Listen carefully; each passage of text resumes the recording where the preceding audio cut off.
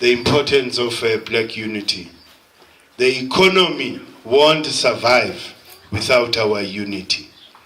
We've got to be on the same mindset as those of the Jews and the Indians. We see them every day, how they protect their culture, their economy. They've even ring-fenced that economy. You know, they can't buy lokshini because you don't sell halal. For the Jewish, you don't sell kosher. So, tina, we are then supposed to slave.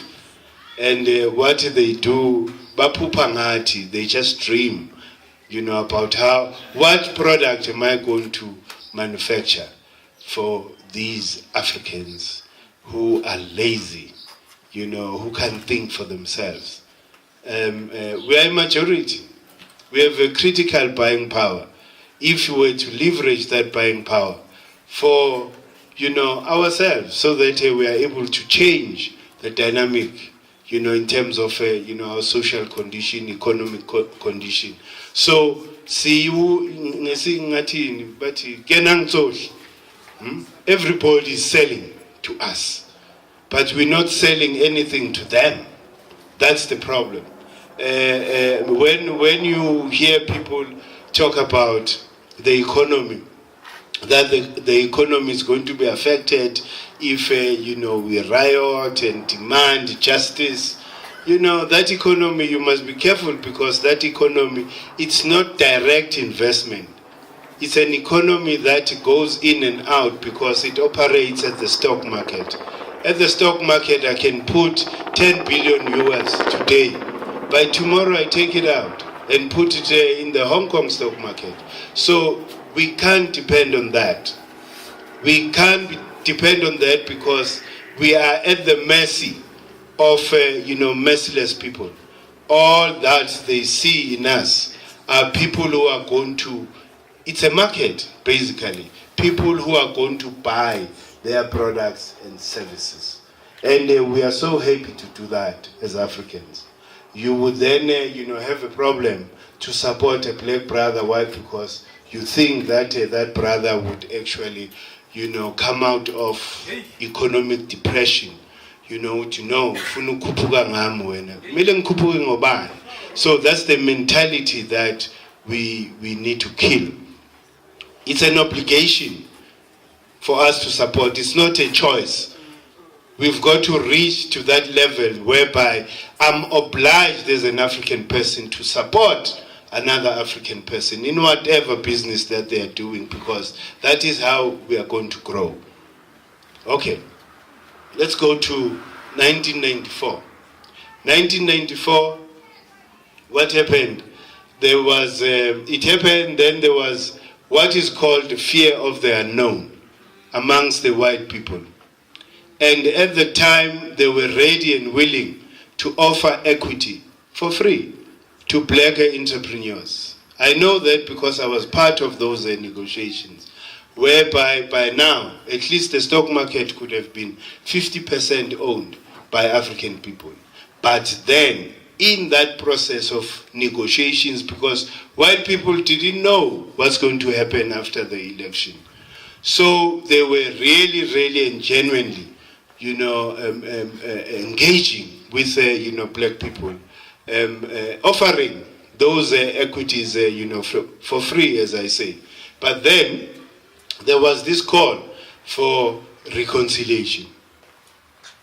That call by Udata, your reconciliation, it then, you know, cancelled all those negotiations, because the arrogance of white people then started to emerge again, because they thought that they didn't have to clear their conscience by offering, you know, equity to black people. Why? Because now they are being protected by the ANC, which is unfortunate. That is why today, if you look at the stock market, we are less than 5%. How many years after this democracy? How many years? Huh? So you tell me then, what will happen, you know? How are we going to get to 10%? Why? Because we are not even supported financially. You know, the Afrikaners, when they took over, they set up false cars, all these banks that were geared towards supporting Afrikaners and their businesses. And, government at the time raised that money. They didn't care whether they lose it, but as long as they see the Afrikaner succeed. So unfortunately, we don't have that support. We have people who are still compromising instead of being open about, supporting black people, because it's our right. We have been affected. All these billions that are there in the stock market, they were created unjustly. They had the advantage. They took our wealth. They were supposed to pay. They were supposed to pay, and they are still going to pay these white people. Hey, because we're put in this condition not because we like to be in this position of poverty. We're wealthy people. I mean, I didn't care, because I had my land, I had my cows. I was living, righteously. So then white people came here and destroyed that. So somehow they've got to pay. They will just be left like that. When some lawyers and some activists started demanding justice, who protected them? Our government. They said it's not necessary for all these companies from the US and Europe that supported apartheid. Do you know that even today, part of the reason that you are in this economic situation is because you're paying for debt, for handshake of the poor generals. They were put in a corner. Now they go to de Klerk and say, de Klerk, for us to really release this hold, in our heart, give us so many millions and billions, then we will forget everything. The ANC went and negotiated with the World Bank to get that loan, to pay these people. After all the mess that they've done to us, we are still paying that debt today. There's no justice in that. So it's about then changing the program. Let us change the mindset, because it's all about that. Let us re-look at the people that we hold as leaders. After 94, there were so many political parties. You are weakening yourself. The head is there, the arm is there, the legs are there, everywhere. And we are facing this monster that is well entrenched and wealthy. Local near screamer, in your individual capacity, I have a better philosophy. To serve, African people. That is self-preservation. It had nothing to do with us. Because, the most logical thing these, leaders should have done was to unite in 94 and form a black forum of some sort, to say as much as we differ politically, but this is where we will meet as a collective. They are still entrenching that division even today.